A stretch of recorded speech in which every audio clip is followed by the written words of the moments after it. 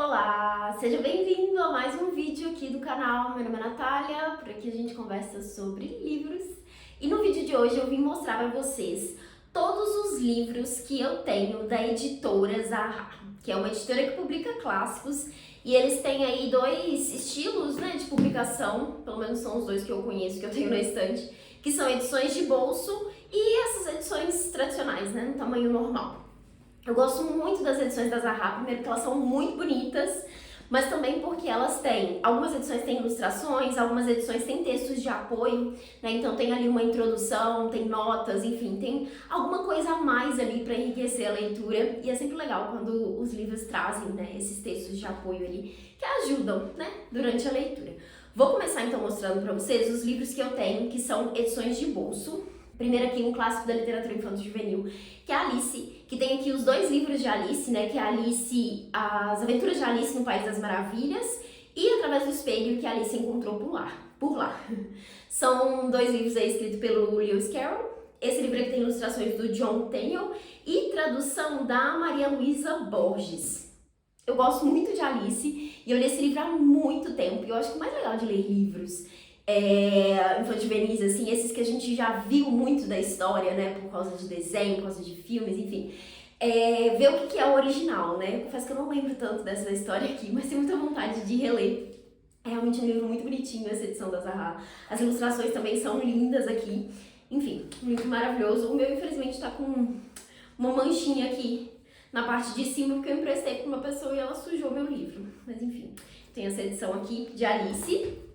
Outro livro infantil que eu tenho é Peter Pan, do J.M. Barrie, que é o autor do livro. Esse aqui tem tradução, deixa-me ver de quem que é a tradução desse livro aqui, da Júlia Romeu. Esse aqui não tem ilustrações, não é um livro ilustrado, mas assim, é outra edição lindíssima, né? A folha de guarda dos livros da Zaha também são sempre muito bonitos. Esse aqui eu acho que ele não tem nenhum texto de apoio, ele tem aqui na verdade um texto de apresentação ao leitor brasileiro. Tem só essa ilustração aqui no início. Esse aqui eu também já li há muito tempo e eu lembro que esse aqui foi um que me surpreendeu, assim, das diferenças, né, entre a história original que a gente vê aqui no livro, né, e o que a gente vê de adaptação nas histórias aí. Enfim, também adoro Peter Pan. Então tenho esse outro aqui. Esses são os únicos infantis que eu tenho na estante. Daí outra edição de bolso que eu tenho por aqui é Édipo Rei, do Sófocles, com tradução do Mário da Gama Cury, que eu li. Esse aqui é mais recente, inclusive, outra edição lindíssima. E assim, eu peguei pra ler esse livro aqui achando que ia ser bem difícil, que ia ser um desafio, assim, enfim, ser uma tragédia grega aí, né? Achei que poderia ser difícil de ler. E, gente, não foi. Foi uma delícia ler esse livro, fiquei super envolvida. Eu adorei isso aqui. Tanto que logo que eu terminei, já coloquei na minha lista pra ler os outros livros, né? Antiga não tava na minha lista de desejados há muito tempo. Preciso dar continuidade, mas assim, eu adorei. Adorei, a história é incrível, né? E, enfim, acho que vale super a pena conhecer isso aqui. Mais uma edição. Esse aqui tem um texto de apresentação, que vai falar um pouquinho sobre a peça, né? A história dela, enfim, a importância dela. Essa apresentação foi escrita pela Adriane da Silva Duarte. E aí aqui eu acho que é super válido. As edições de bolso normalmente não tem tanto texto de apoio, né? Eu acho que as edições de bolso são mais condensadas ali, é mais o texto do que outras coisas assim. Mas as maiorzinhas sempre tem. E aí agora, tenho essa pilha aqui, que são livros de um mesmo autor aí, dessa mesma coleção, que é Sherlock Holmes, os livros do Arthur Conan Doyle. Vou mostrar todos pra vocês, eu também já li todos. Eu fiz em... Que ano que foi? Não sei se foi 2020, 2021, enfim, algum ano aí. Eu resolvi ler toda a coleção de Sherlock Holmes, então eu tinha comprado todos os livrinhos nessa coleção da Zaha e li todos eles.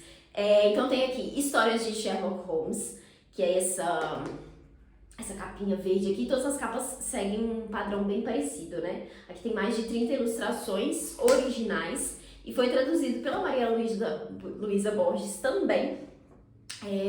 Esse aqui é um de contos. Daí tem As Aventuras de Sherlock Holmes, que tem mais de 50 ilustrações originais aqui. E essas ilustrações ficam aparecendo assim, né, no meio do texto.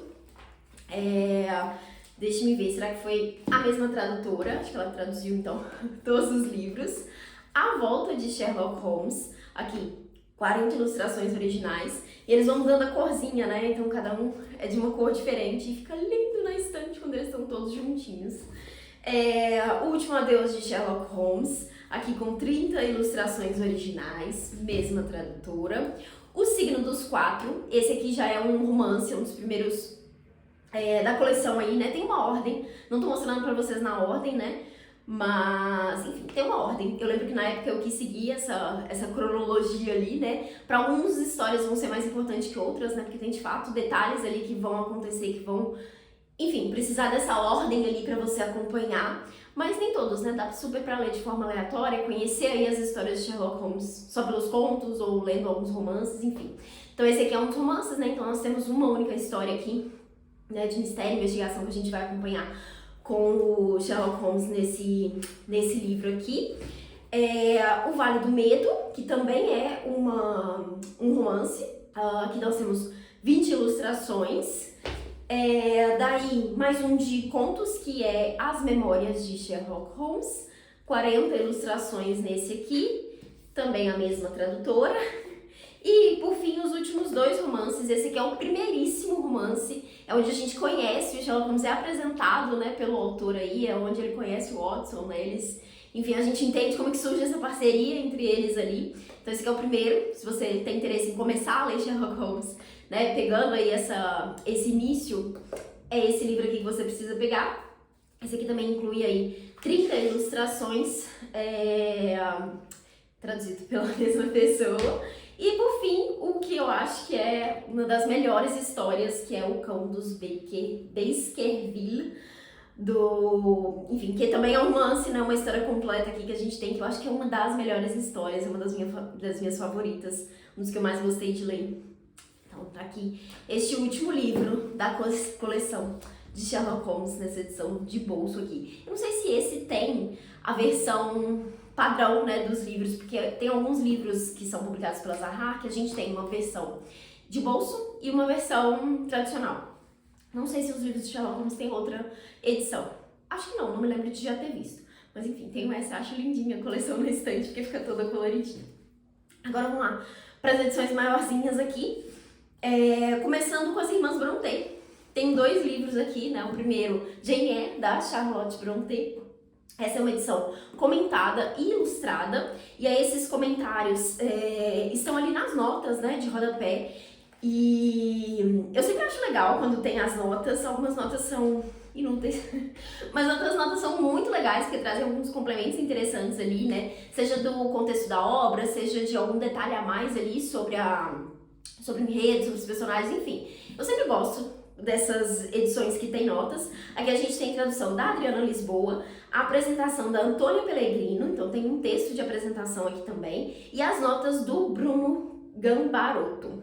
Inclusive fica a dica, se você vai ler essas edições de clássicos assim, que tem texto de apresentação, recomendo que você pule e leia depois, a não ser que você tenha certeza de que é um texto que não vai apresentar spoiler, ou você não se preocupe com spoilers ali, porque normalmente esses textos contam algum detalhe ali do enredo, enfim, que pode ser legal você descobrir, né, ser uma surpresa ali.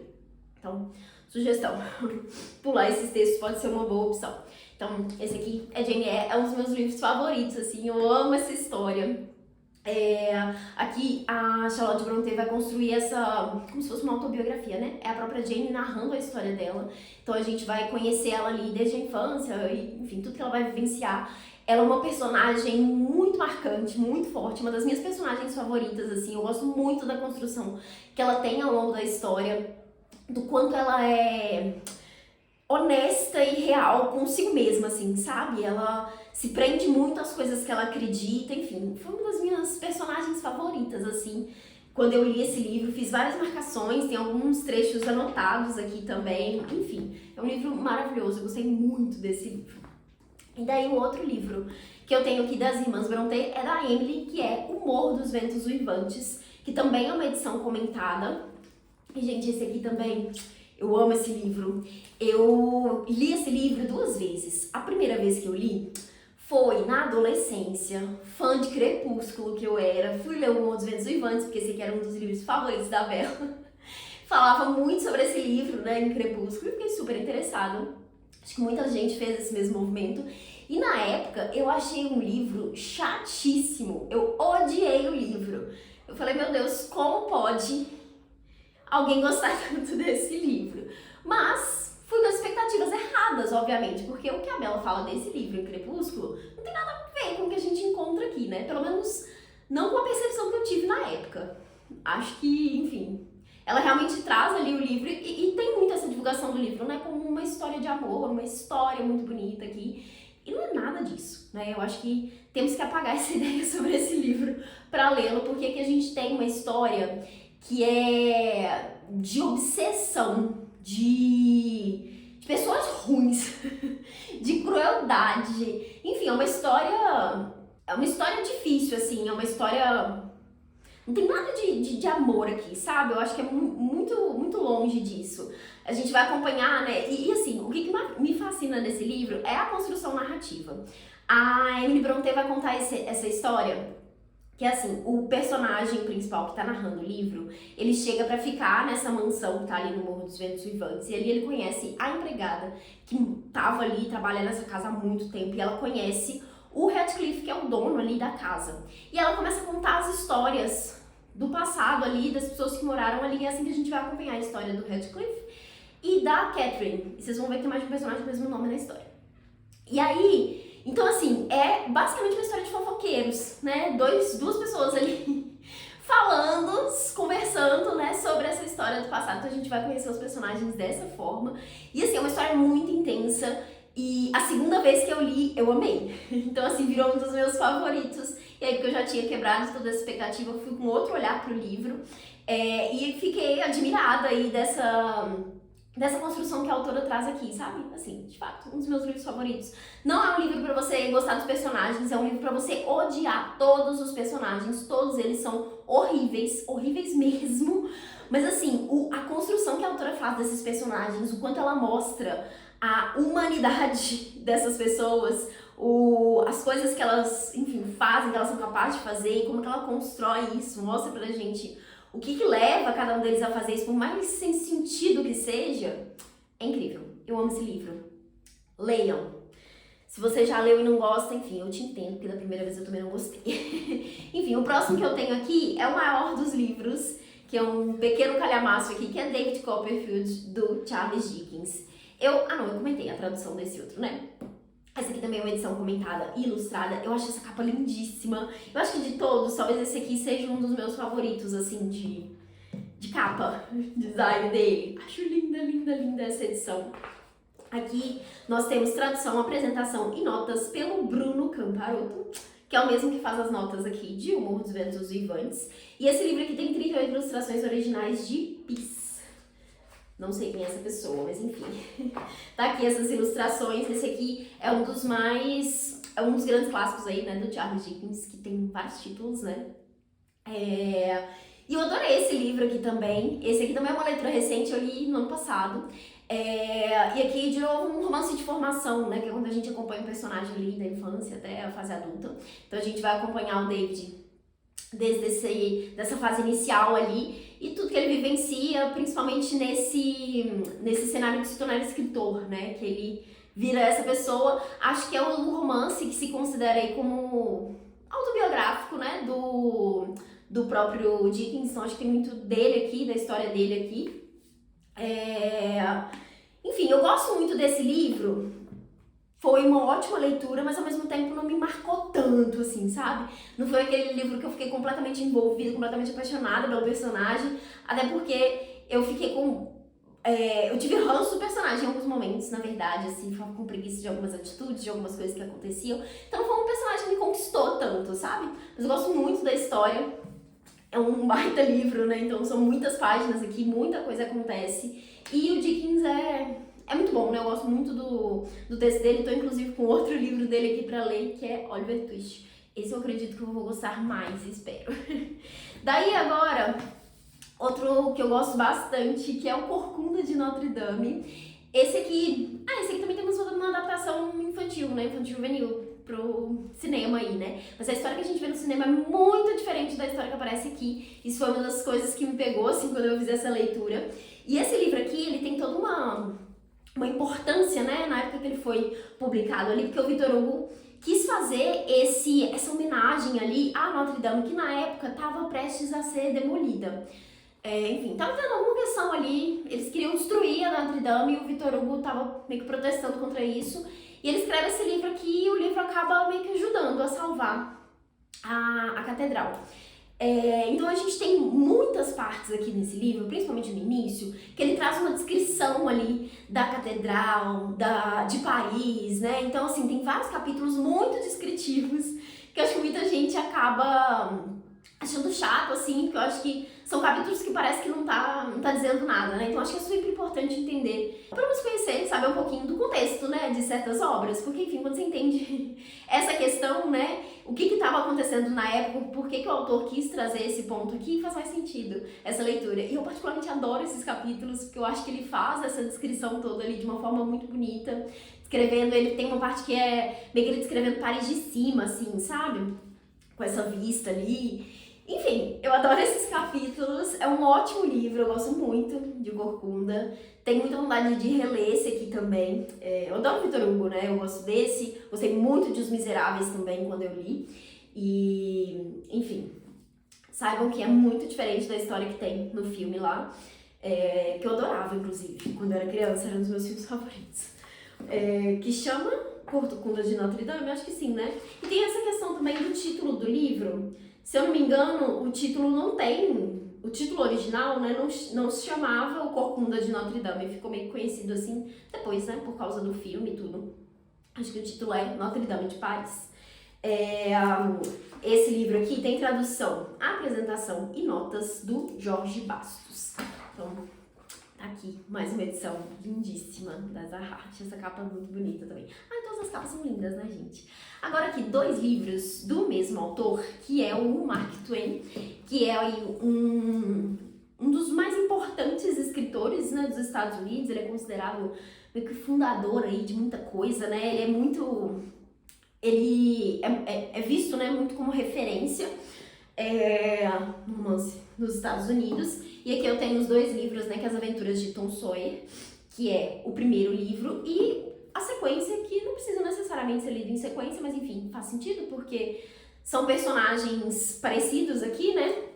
São os mesmos personagens, na verdade, cada um com protagonistas diferentes. O Tom aqui, que aparece nesse primeiro livro, e o Huck, que é o amigo dele, né, que protagoniza esse outro aqui. Então, As Aventuras de Huckleberry Finn, os 2 com edição comentada e ilustrada. Aqui nós temos tradução, apresentação e notas do José Roberto Ochea, e aqui também. Então, são os 2 livros traduzidos aí pela mesma pessoa. São capas muito bonitas também. As edições são maravilhosas. Esse aqui, inclusive, eu li recentemente. Esse aqui eu já li há mais tempo. Eu gosto muito mais da história do Huck, porque o Huck é um personagem, é um protagonista muito melhor do que o Tom. O Tom é meio chatinho, coitado, mas o Huck tem mais, enfim, gosto mais dele. Mas são livros muito fáceis de ler, muito gostosos, assim. Acho que também entra numa classificação de ser livros infanto-juvenis, assim, né? Porque são personagens, são crianças aqui, né? Nos 2 livros, os 2 estão vivendo aventuras ali nessa infância, né? Lidando com questões, com descobertas, com... Enfim, questões, inclusive, a gente percebe aqui muitas críticas, né? E se faz muitas críticas também, a forma como o autor fala sobre certas coisas aqui. Era um período de escravidão, o fim da escravidão, né? Enfim, então temos todas essas questões sendo trabalhadas nesse livro aqui, mas é uma história muito fácil, assim, de ser lida. Eu gostei das 2 leituras, como eu disse, gosto mais de Huck, mas não foram leituras muito marcantes pra mim também, não. Eu vejo que várias pessoas têm esses livros aqui como favoritos, né? Mas enfim, acho que foram clássicos que eu gostei de conhecer, mas não me marcaram tanto assim. Agora, pra finalizar, 2 livros que eu amo, que também são favoritos, assim. Eu acho que os 2, assim, foram surpresa de ter gostado tanto. O primeiro deles é Frankenstein, da Mary Shelley, que eu lembro que na época que eu peguei pra ler esse livro, eu não sabia que Frankenstein tinha sido escrito por uma mulher. Sempre tive na minha cabeça que Frankenstein tinha sido escrito por um homem. Por quê? Não faço ideia, mas tinha isso na cabeça. Quando eu descobri que era uma mulher que tinha escrito, eu falei, meu Deus, quero ler, que legal. Achei isso muito interessante, mais ainda a história dela, né, o como que ela começou a escrever, os contatos que ela teve ali, a influência que ela teve dos pais, né, o pai era, não sei se filósofo, alguma coisa assim, mas a mãe também era escritora, né, ela escreveu inclusive um livro super importante sobre manifestos feministas, eu acho que hoje tem algumas ideias meio ultrapassadas, não li ainda, mas tenho muita vontade de ler.